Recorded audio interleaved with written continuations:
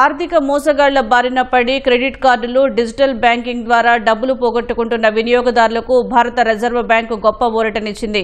మోసాలపై ఫిర్యాదు చేసిన 5 రోజుల్లో సదరు మొత్తాన్ని బ్యాంకులు ఖాతాదారుడికి తిరిగి జమ చేయాలని ఆదేశించింది.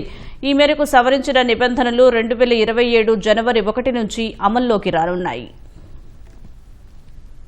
డిజిటల్ లావాదేవీలో ఖాతాదారుల బాధ్యతను పరిమితం చేస్తూ భారతీయ రిజర్వ్ బ్యాంకు సవరించిన నిబంధనల్ని విడుదల చేసింది. క్రెడిట్ కార్డు, డిజిటల్ లావాదేవీల్లో జరిగే మోసాలకు సంబంధించి ఖాతాదారులపై ఎటువంటి బాధ్యత పడని సందర్భాలపై ఆర్బీఐ స్పష్టతనిచ్చింది. బ్యాంకు లోపాలు, నిర్లక్ష్యం కారణంగా మోసం జరిగితే ఖాతాదారుడు ఫిర్యాదు చేసినా చేయకపోయినా సరే లావాదేవీని రద్దు చేసి పూర్తి సొమ్మును బ్యాంకే వెనక్కివ్వాలని ఆర్బీఐ తేల్చి చెప్పింది. బ్యాంకు లేదా ఖాతాదారుడి తప్పు లేకుండా ఏదైనా థర్డ్ పార్టీ హ్యాకింగ్ వల్ల మోసం జరిగితే ఆ లావాదేవీ జరిగిన 5 క్యాలెండర్ రోజుల్లోపు ఖాతాదారుడు బ్యాంకుకు ఫిర్యాదు చేస్తే వారిపై ఎలాంటి బాధ్యత ఉండదు. 5 రోజుల తర్వాత ఫిర్యాదు చేస్తే బ్యాంకు పాలసీ ప్రకారం నిర్ణయం తీసుకోవచ్చని తెలిపింది. ఖాతాదారుడు మోసం జరిగిందని ఫిర్యాదు చేసిన తర్వాత మళ్లీ ఆ ఖాతా నుంచి ఎలాంటి అనధికారిక లావాదేవీలు జరిగినా బ్యాంకులే ఆ నష్టాన్ని భరించాలని ఆర్బీఐ స్పష్టం చేసింది.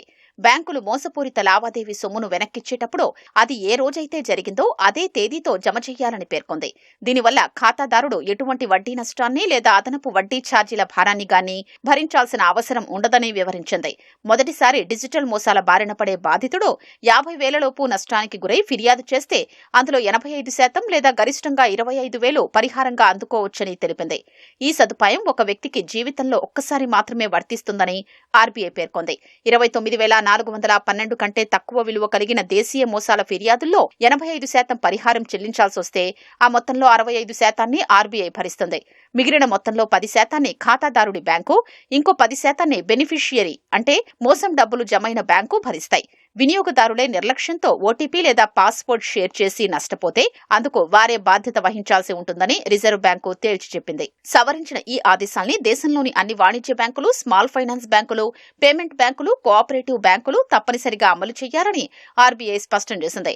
బ్యాంకులు తమ ఖాతాదారులు చేసే ప్రతి 500 రూపాయలు అంతకు మించిన ఎలక్ట్రానిక్ బ్యాంకింగ్ లావాదేవీలకు సంబంధించి తప్పనిసరిగా తక్షణ ఎస్ఎంఎస్ అలర్టును పంపారని ఆర్బీఐ పేర్కొంది. 500 లోపు లావాదేవీలకు సందేశాలు పంపడంపై బ్యాంకులు తమ అంతర్గత పాలసీ ప్రకారం నిర్ణయం తీసుకోవచ్చని వెల్లడించింది. కానీ వీటి కోసం ఖాతాదారుల నుంచి ఎటువంటి ఛార్జీలు వసూలు చేయకూడదని తెలిపింది.